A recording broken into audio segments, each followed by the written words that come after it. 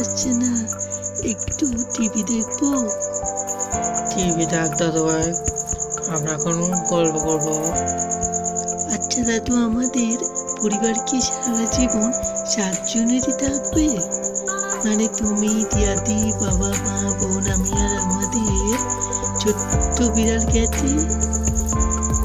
এবার আমরা একটা কুকুর কিনবো, তখন আমরা 8 জন হয়ে যাবো। কুকুরটা তো বিড়াল ছানাটাকে মেরে ফেলবে, তখন আমরা আবার 7 জন হয়ে যাবো। তুমি বিয়ে করে নতুন বউ আনবে, তখন আমরা 8 জন হয়ে যাবো।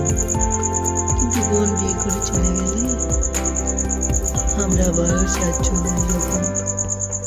তোমার ছেলে মেয়ে হলে আমরা আবার 8-9 জন হয়ে যাবো। কিন্তু তুমি আর দিদিমা মরে গেলে আমরা আবার 4 জন হয়ে যাবো। হারামজাদা, তুই যা গিয়ে টিভি দেখ।